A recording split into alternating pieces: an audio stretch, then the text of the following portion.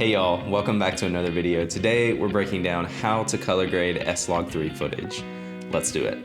So I've been shooting on the Sony A7S III for about a year and a half now, and most everything I've shot with it has been in SLog3. So today I want to run y'all through my usual process with SLog3 and hopefully help you find kind of a go-to way to grade SLog or pretty much any log footage so that it takes a little bit of time and work off of your plate. With all that said, let's get into DaVinci.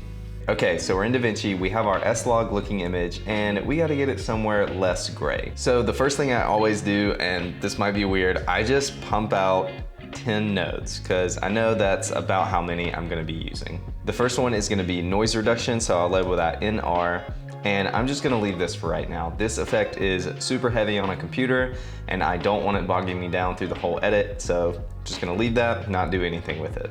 Next, and this is another reason I put out all my nodes in the beginning, we're gonna jump to node number 8 and then come up to effects and grab color space transform. And as you can see, I'm on the favorites menu. I have all my kind of usual effects that I use favorited so that I don't have to search through and find them every single time. So we're on our color space transform. We'll come up to input color space, go down to Sony A7siii, and then our input gamma is gonna be SLog3. This is probably a good time to mention that my timeline color space is always set to Rec. 709 Gamma 2.4. Apparently this is the best for web delivery and streaming and all that kind of stuff. So go in and check. Sometimes it's set to Rec. 709 Scene by default. I always come in and change it to Gamma 2.4. So you can see this brought us to a nice Rec. 709 space. We're making some progress already. I mean, technically you could be done. I love color space transform. Anyway, now we're gonna go to our output gamma and select Cineon Film Log. So I'll close the effects panel, and I'm also gonna label this CST for color space transform. But the reason I select Cineon Film Log is for our next node, which is our film look. So DaVinci comes built in with some film look LUTs right here, and they expect a Cineon Film Log input. So that's why we set our color space transform to Cineon Film Log on our output. That way the image that our LUT is affecting is exactly what it was designed to affect. So I love these Kodak 2383 film emulations. I'll usually cycle through these to see which one I like the best. They're basically all the same. 55 is more warm, 65 is more cool, and 60 is in between. So I think for this one, I'm gonna do the in-between. And we've come a long way. Again, like this could pretty much be done, but I'm not done with it yet. So we're gonna jump back over to node number 2, and this is gonna be my exposure.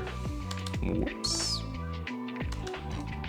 And now using the primaries wheels, I'll just dial it in to get to where I want it to be. I think it's personally a little bit too bright, so I'm gonna pull that gain down, get a little bit more detail out of this window here. I'll pull the highlights down as well for that same reason. Really wanna see these raindrops on this window right here. Also wanna pull this highlight on my face down a little bit so it's not too bright. Nothing's blowing out, which is great because the exposure on the image is good. I'll bring the contrast down just a little bit. And of course, this is one of those parts where it's based on the image. Sorry, I have this habit of just flicking things on and off to see kind of where I'm going. I might bring that gamma up just a little bit. The primaries wheels are always kind of a balancing act for me. And I think that's a good spot. I think where we started before exposure was bright, it was punchy, it was honestly a little bit too much for me. But of course that is subjective. I kind of like where we've landed. So my next node is also exposure related. It is where I do my vignette. I've been loving a vignette lately. I just think it kind of guides the eye. I made a video about it last week. If you want to check out all my thoughts on that, hit the link up here, go check it out. So I'll label this Vin period 1. So I don't have to type out that long word. I do finally know how to spell it though. I've Googled it like 100 times. So on this one, we'll come down here, get a circular mask. I'll feather that all the way out. Let me back up just a little bit. Make my vignette shape. And then I'll usually bring the gamma down a little bit and the gain down a little bit. And then I'll come over here and invert the mask so that it's affecting the outside of the mask. Let's check that out. Nice, just brings that exposure down on the outside just a little bit. I'll also usually come in and add a parallel node, and this will be vignette number 2. So in this one, I'll do another circular mask and kind of make it around my subject, which in this image is me. And I'll bring up the gamma a very small amount and the gain a very small amount. And then maybe bring the contrast up a few points to make sure I'm not washing out the image. So let's check out what these vignettes are doing together. And, oh man, that always gets me. So this is before and this is after. That inner vignette might be a little much, but it's just darkening the outside and pushing the eye towards the center of the image, towards my subject. I love it. I'm gonna bring this one down just a little bit. I'm gonna come over here to my keying options, my key output, and bring the gain down. That basically just takes the effect of any node away. Or you can turn it up and add more of that effect. So let's bring that down.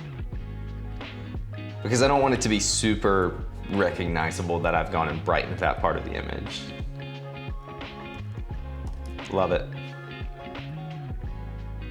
All right, next is gonna be my balance. And for me, that's pretty much any saturation or color temperature changes. I don't necessarily feel like I need to change anything right now. I feel like the white balance is pretty solid, but I wanna have the node there anyway if I do need to go make that change. All right, this is where the fun begins. This one is gonna be my look grade. And I don't do a ton here, but this is where I would add some stylistic look. So looking at this image, it's raining outside. I'm gonna want more green or blue in the shadows, and then just make sure that my skin tone kind of stands out to give some color contrast.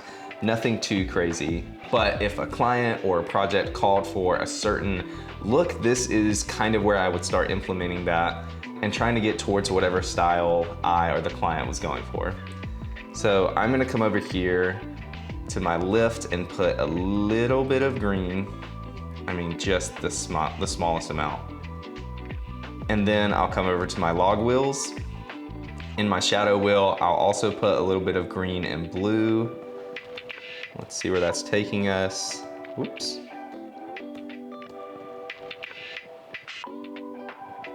And again, just like exposure, this is all kind of a balancing act. So I'll come to my midtones and pump that orange just to see what's going on. Bring it back down. I'm generally a fan of green over blue in the shadows, but I think I'm gonna go for blue just because of that kind of rainy vibe.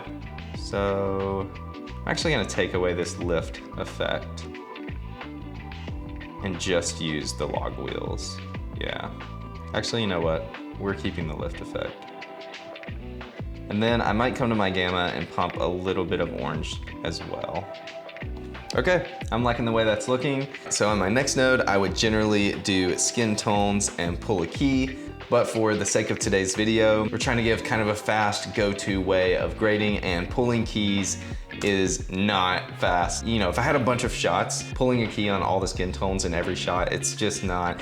I would do it because I'm ridiculous, but it's not super viable and it adds a lot of time to your color grading. So we got rid of that node. Now we'll jump to number 10. We'll come back up here to effects, grab our glow. I'll turn the shine threshold all the way down, come to composite type and change it to soft light, and then come to global blend and just kind of pull it down until I feel like the effect is at a reasonable amount and not like, bam, look at that. No, not for this shot at least. Generally I'll land somewhere below 0.3. Let's see what 0.175. I think that's doing a nice job. It's giving us a little bit of bloom here, softening the skin tones, and just making it look a little creamy, you know? I'm gonna pull it down a little bit more. Sweet. 2 more nodes. This one is gonna be film grain. For this project, I did 16mm 500T, which is generally more drastic than what I usually go for. But usually what I would do is come to presets, go to 35mm 400T, and then increase the grain size slightly and the grain strength slightly.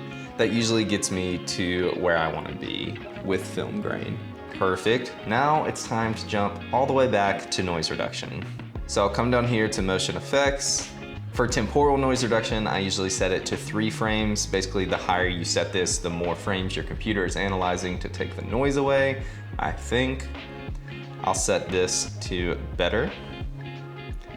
And then I'll just bump up my noise reduction. Generally, somewhere between 4 and 7 on temporal is where I'll stay. But I mean, if it's a really noisy shot, I love DaVinci's noise reduction, so sometimes I'll just pump it on. I also like to turn my film grain off for this so that I can actually see what all the noise reduction is taking away. And you can see it's taking a lot of chroma noise out of the corner up here. And one cool thing to do is come down here to the chain and separate your luma and your chroma noise. So chroma noise is color noise. All of this kind of RGB splitting where there's pink blotches, there's green blotches, that is chroma noise. Luma noise is light noise. It's basically just the grain from what I understand. So sometimes I kind of want that luma noise to give the image texture and not take that away, but I definitely do not prefer the chroma noise, so I'll turn that one up just a little bit. I'm gonna bring this down a little bit more because I generally use temporal and spatial noise reduction. So I'll do the same thing here, break the chain, turn my chroma noise reduction up on spatial. Let's see what we're looking at.